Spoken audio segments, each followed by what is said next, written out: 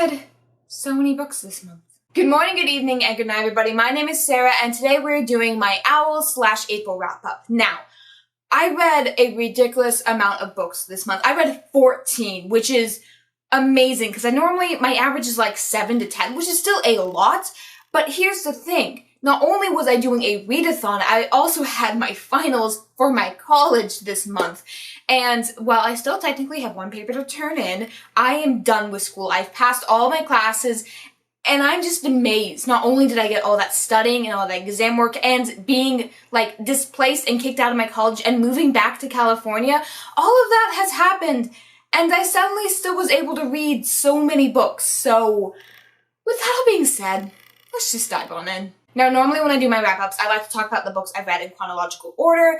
This month, however, I'm doing things a bit differently because it is the Owls readathon that I just completed. So I talked about all the books I read for that first because I did not stick to my TBR at all. And then I'm going to talk about the books that just kind of happened to slip in along the way while I was mass reading all these books. For those of you who don't know, the Owls readathon is structured in a way where you pick out a career and read books that align with the prompts for that career. I did it a bit differently. I read all the books I wanted to and just saw what careers they fit into. So let me just read the list of careers I have basically passed for. So I've passed herbology, care of magical creatures, potions, broom making. I can be a writer or a culinary wizard. Those last two I wasn't really aiming for, I just kind of ended up with. But I'm just so proud I made broom maker because that was what I was aiming for and I did not think I would be able to make it. But 14 books and I passed, so that's amazing. The first prompt for these careers I want to talk about is arithmancy, which is to read a book outside of your favorite genre. My favorite genre is fantasy, so I read a historical fiction. So of course, I read An Irish Country Village, which is book 2 in the Irish Country series. This actually was on my TBR. I wasn't imagining I was actually going to get to it, but I'm so excited I did because I loved book 1. Book 2, on the other hand, not as amazing. I wasn't quite as attached to the characters. I gave this book 3 stars overall because I ended up skimming basically in the entire middle of the book. This series is very much character driven, it's not so much plot driven. We follow our main character Barry, who just basically, he graduated from his college, he's now a doctor, and he traveled to this Irish country village to become a general practice doctor for this village. He is working basically as an apprentice, he's still learning the ropes, but he's becoming ingrained in the society that is this village. This book, however, follows him after he lost his first patient. He's never lost a patient before, and so now he's kind of struggling to understand what that means for him and how the small, very tight-knit village is just kind of reacting to their new doctor being the one to blame for the loss of a life. We don't get the report is the reasoning why he died until well into the end of the book. So a lot of the drama in this book is our main character trying to understand, is he at fault? Are the people of this village right to blame him? Or is this something he couldn't have been able to prevent? Along with that plot point, we also have the love interest from book 1 deciding that she wants to travel to England to go get an education because this is a historical fiction book. Colleges have just started allowing women into their schools and she wants to be one of the first generation to get a secondary education. So that's all amazing and well and good, and I really do like the series. However, I don't like character-driven books. They're not that interesting to me. They're not that, I don't hold on to them the way I do plot-driven books. So while I still highly recommend this series, just be warned, it's not exactly everyone's cup of tea. The next prompt I had to read for was Charmed, and that was to read a book with a white cover. I picked This Amazing Book Is Not on Fire by Dan and Phil, the YouTubers. The light of my life. This was not actually originally on my TBR. I read this because I knew I was running out of time and I'm like, I need a short book to read. And I've been very starved for Dan Howell content, and I actually have the audiobook for this, which is really weird because this is very much a picture-driven book. How exactly do you get an audiobook out of something that isn't really there's not too much text in here? There actually was a surprising amount of text. It's really overwhelmed by the amount of beautiful graphic design and photos that are in this book. But I knew I had to get the audiobook because of just how much I'm missing my favorite duo of the internet. Of course, Phil is still posting. I love his content, but Dan is just so relatable, and audiobook is narrated by them, so that's amazing. Now, I have read this book before. This is basically just their beginning of their life all the way through their current place. I believe this book was published in 2015, so it's just kind of their journey through becoming YouTube stars. I love it so much. My favorite thing about this book, I think, was the fact that they had if you guys don't know, Dan and Phil wrote fan fiction about themselves. That's now published in this book. Not only are there fan fictions about each other in this book, there's also the comic that they wrote about each other as they're magical girls and they fight off like this evil monster that's trying to take over their school, and it's adorable and I love it.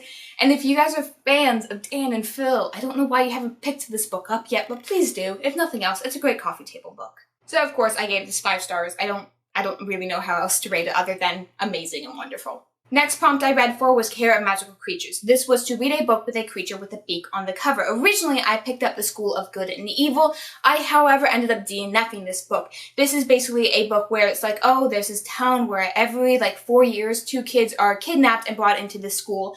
One to train the villains of the stories, one to train the heroes and the princesses of the stories. 2 characters that you see on the cover ended up being chosen for this year's, being taken away to this school. However, the person who everyone thought would be the villain ends up going to the princess, the school for good, and the character who everyone thought would be the hero ends up going to the school for evil. I DNF'd this book because of how black and white everything was. I hate stories that are just, these are the good guys, these are the evil girls. I love gray areas. I love things that challenge that concept. And while maybe that happened in the end, I don't know, because I DNF'd it because it was just so structured the way it was. And our villain character, she was so bratty and just, I had no tolerance for this book. So it's long for middle grade and I just DNF'd it because I didn't want to read it. I still, however, needed a book for that prompt, so I read Circus Miranda's. I DNF'd this last month because I wasn't liking the family dynamics in this book. If you guys don't know, I have very low tolerance for just toxic and abusive family relationships. This book has a very toxic and abusive family relationship. This book follows our main character as his grandfather gets very deathly ill. When the grandfather was a child, he visited this magical circus and was promised a miracle. He never used that miracle, so the child who grew up on these stories of a magical circus thinks that he can bring the miracle to his grandfather and save his life. While his grandfather's sick, however, you have this aunt who comes in who she grew up also on these stories, but she is convinced they are nothing but lies, and she hates the fact that this child still believes in them. So that is a huge plot point in the story why I originally gave it up. I continued to read this. I gave it 3 stars, however, because just the family relationship never resolves its stuff. You still get a really toxic relationship. It's not happy. And while I do really enjoy magical circus ideas, I love that plot point, I love that setting, it couldn't make up for just how bad the relationship was in this book. I can't talk about the ending too much, but it was neglect, it was abuse, it was not good. Next prompt I read for was Potions, which was to read a book under 150 pages. I picked The Shadow for Silence in the Forest of Hell. This is a novella. It also has another book in the back of it, but I only read the first book in it. I gave this book 3 stars, and that's mostly because of how short it was, which kind of the point, but also did not help the story. The setting in the story is this evil forest. Our 2 main characters, they run basically a village inn. They don't do much until one day these people come into the inn, and they have very high bounties. So our main character, she is more or less a bounty hunter, and so she and a couple of her family members go off and kill these characters with the bounty on their heads. It's short, you get no connection with the characters, you're supposed to care about what's going on, you're supposed to care about not so much the danger of the forest, but what this forest could represent, and I didn't. It was 90 pages, and I couldn't focus for those 90 pages, and that's sad. That's really sad if I can't even care about the first 90 pages of the book. So, yeah, I didn't like it. It's also very gory. It was fine, though. I did give this book 3 stars because it wasn't bad, it just wasn't good. I would not be recommending this to anyone. The only reason I even have this was because they were I was at this convention and they were giving away copies for some reason. I'm I'm not one to turn down a free book, but also at the same time, I don't like novellas, so I picked it up, a little bit regretting it. Next prompt was Herbology, and that's to read a book starting with the letter M. I chose Mort. I love this book so much. This is a satire book. It's set in this really high fantasy, amazing world they call it the disc world, and it's a world that is a disc that sits on top of 4 elephants, which is on top of a giant space turtle. You get that, and this is part of a huge overarching series, but this is a book that you can start and stand alone with. There are other books that follow this in theory, but you don't have to read them. Mort is an amazing story about a kid who wants to become an apprentice. He goes to basically a job fair, but no one picks him. No one chooses him to be their apprentice, and so he stays until the stroke of midnight when death arrives and says, hey, I want you to be my apprentice. So you follow Mort as basically he learns to be Death, and I love it so much. Death doesn't need an apprentice, he needs a vacation. I love books that have Death as a character in it. I think it's amazing, I think it's hilarious, I love how this is handled, and it's so cool, and I love it so much. This is, again, a satire on traditional fantasy, traditional high fantasy, so just, if you want to get into any of Terry Pratchett's work, if you want to get into the Discworld, I highly recommend this. It's a great place to start off with, and it's really short, and I love it so much. Now, even though I say how much I love it, I only gave it a 4.5 stars. There was some trouble, like, it talks a lot about the difficulties of what happens when you die and what happens if you don't die. It also has some weird things with the princess going on, like, you know, the traditional story is like, oh, you save a princess, you have to marry her now. That is brought up in here, and I don't really like how that topic was handled that well. There were some things that knocked it down for me, but I still really enjoyed this book. So, again, highly recommend it, 4.5 stars. Just, it's amazing. Next up, we have History of Magic, was to read a book featuring a witch or a wizard. I picked Harry Potter and the Prisoner of Azkaban. If you guys don't know, I don't ever remember reading the Harry Potter series. I read it when I was so young, I can't remember what's book, what's movie, and what's fan fiction. So I'm finally rereading the series, and I'm choosing to do it 1 year at a time. Every Christmas, I get a new copy. However, last Christmas, I didn't get this new copy. So finally went off, bought my own, and finally read or reread Prisoner of Azkaban. I love this so much because this is where you're introduced to Sirius and you get to see the Marauder story, and it's just amazing. I can't give this an unbiased opinion. I don't think it's quite at 5 stars, so maybe it's like 4.5, but I can't talk about this series and not love it. I still think Percy Jackson is better than Harry Potter, but Hufflepuff. Hufflepuff is so much a part of my life now, I can't get rid of it, so yeah. This next prompt is the last prompt that ended up counting towards anything. I read a couple other books for the Magical Readathon, however, they just didn't end up working towards my career. So this prompt is Muggle Studies, basically to read a book from a Muggle point of view or a contemporary.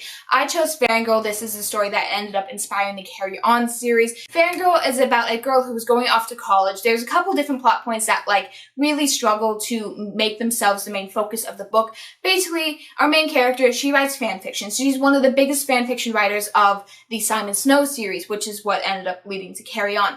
Carry On in this book is her fan fiction. It's her idea of what the last book of the Simon Snow series would be like.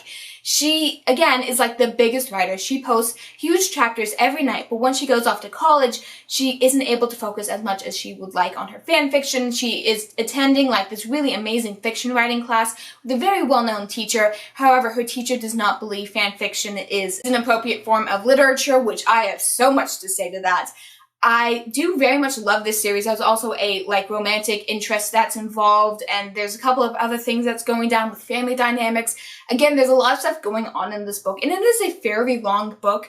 However, I don't think anything really got the proper amount of time dedicated to it. Yes, the first year of college is very chaotic, but you could write it a bit better. I still really enjoyed this book. There was just so much going on. I did give this book 4 stars, however, I do have some problems. My main problem is with the teacher. I don't really think that plot point ever really got resolved in the way that it should have.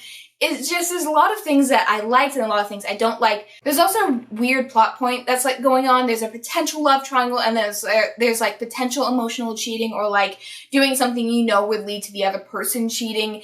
And I don't like romance in general, and I don't like how this book was handling it. Again, college is very chaotic and confusing, but this book could have handled it a bit better. Still really enjoyable, but still only 4 stars. Next prompt, the prompt that didn't end up counting towards anything, astronomy. Read a majority of the book at night. I chose Blue Exorcist Volume 8. Talk about this series so much on my channel. Blue Exorcist is the story of Rin, who is the son of Satan, who decides to become an exorcist to kill his father. It's awesome. It's amazing. I read this all in one night after the sunset, so yeah, I don't rate manga. I just highly recommend this series. My last prompt is Defense Against the Dark Arts. Read a book that takes place either on the coast or in the sea setting. I had a book picked out for this. I picked a different book, which I ended up DNFing. So that is Red Seas Under Red Skies. This is book 2 in the Gentleman Bastard series. This book, again, takes place after everything that happened in book 1, and you get to see the fallout from that. You get to see what's going on, and you get to see what's happening to our characters as they cope with what happened.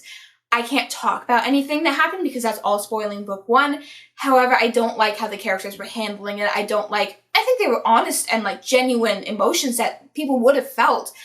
I just don't like those emotions, so I gave up this book. And luckily it didn't count towards anything, so yeah. Now from this point on, everything else I talk about are just books that I read. Not for the Magical Readathon, they appeared in my reading stack. My library just doesn't really give me too much warning of when all my books come in, so I had like 5 come in at once. I tried to read as much as I could. Nah. So the first of these bonus books I ended up reading was Well of Ascension. This is book 2 in the Mistborn series. I did not like this book nearly as much as I liked book 1. Book 1 is all about taking over the final empire, destroying this monarchy that has reigned 1,000 years after the bad guys won. And so our main characters are all about, oh, we're gonna like overthrow it and bring back honor and pride and just give people a reason to live. It deals a lot with classism and just overcoming and revolution, and I think it's amazing. Book 2, however, is what happens after that. This book deals a lot with politics and a lot with court life, and I don't like politics at all. I think that's one of the most boring things to read about. I understand why people find it interesting. I don't, however. So that was the majority of this book. There's also like potential of like, oh, there's a spy in our midst. Like the spy part was interesting, but I didn't like how it was handled. I don't think it had enough focus on the potential. Like no one really seemed, they cared, but not really. And it was fine. That's about it though. So yeah, I gave this 3 stars. Again, nah, I wouldn't recommend it. I didn't DNF it. It was eh. Next book I read was Foundry Side. This is a story that I've been meaning to read forever. Finally got around to doing it. I gave it 4 stars. It wasn't as amazing as I wanted it to be, and that was kind of my main problem. It was a bit of a letdown. This is a story where the main magic in this world is scribing. Basically, you can write something on a piece of like, call it a wheel. You can write something on a wheel saying, hey, you're rolling downhill. And even if it's rolling uphill, the wheel will think that there's momentum, there's gravity down there, so it will go up the hill because it thinks there's gravity is pulling it downhill. And I think that's really cool. Basically, it's described as coding. A lot of people have called it that. Our main character, however, she can listen to the code. She's one of the few people, if the only person, who can hear what the coding is saying. And while I think that's a really fascinating plot point in itself, there also is introduced with a magical key, who she learns is an item that is scribed that can talk. It has sentience. And so a lot of the story is her trying to keep the key out of the wrong hands because of how powerful it is. I think that's a really cool concept. Again, this book deals a lot with classism, and a large portion of the beginning of the book is a heist, and then you also have some other perspectives that come in. It's like, oh, like the great cop who's like trying to do his best for society, and I think that's really cool. And you also get the perspective of the key, and I did love his character. However, I don't think things were handled in the way that they should have been. I can't talk about my main problem in this book because it's the entire ending. I enjoyed it. It wasn't what I wanted it to be. So 4 stars. Nah, I wouldn't reread it though. The last 2 books of this month were DNFs. The first one was The Bear and the Nightingale. I do intend on picking this book up in the future. However, this takes place in like Russia. It's really cold out. It's really like winter. It's 100 degrees outside right now, and I will read this book in the winter when it feels appropriate. My main reason for DNFing The Bear and the Nightingale, however, is the religious culture that it sets up. Our main character is basically, she lives in a forest that is very much alive. You get to see the Russian creatures of folklore, the characters that take care of the house and take care of the stables, and she's also promised to marry the spirit of the winter, the spirit of the wind. And you get to see that plot point come up a lot. It was a little confusing in the beginning because it was set up as a story that happened to another character, but you realize quickly that that character was Vanya, our main character. And I enjoyed it. However, the main conflict of the book is when Vanya gets a new stepmother, and the stepmother also brings a new priest into the town, and they're like, we need to get rid of all this satanic practice. Like, oh, you're seeing demons everywhere. That must be evil. Like, these creatures aren't good. And so they're trying to get rid of the culture of this village. And I have very low tolerance for bad, like, clashing religions. Not my thing. I don't like it. I'm sure it's very, like, if you enjoy that stuff, I'm sure it's a great book. I will maybe pick this up again when I feel like it's time to. It's not time to for me. And the last book I have to talk about, I don't even want to say I read this book because I didn't even get an hour into the audiobook, and that is Pan's Labyrinth. Pan's Labyrinth, I found out, is based off of a movie, and I have tried to listen to this on audiobook even though majority of the book is told in pictures, and I felt like I was missing something, and I was. I didn't get the context. This is a story that takes place during World War II. Our main character gets a new stepfather, and she moves into this woods, and there she realizes there is a labyrinth, a gateway that should go into this magic world, but like, I didn't get much past that. I wasn't really interested in the character. It was very passively told. It was all like someone is telling you the story. I wasn't really feeling it, and maybe I'll watch the movie in the future. I don't plan on picking up this book again though. So yeah, those are all the books I read this month. Thank you guys all so much for watching. 14 books is a lot to talk about. Maybe I'll probably do it again. Let's be real. I read a lot, especially now that we're all stuck inside. So thank you guys all so much for watching. If you guys have any recommendations on what to pick up next, maybe you want to say I should try and reread one of the books I DNF'd, please leave that down in the comment section down below. While you're there, don't forget to hit like and subscribe. And as always, good night, good evening, and good morning, everybody.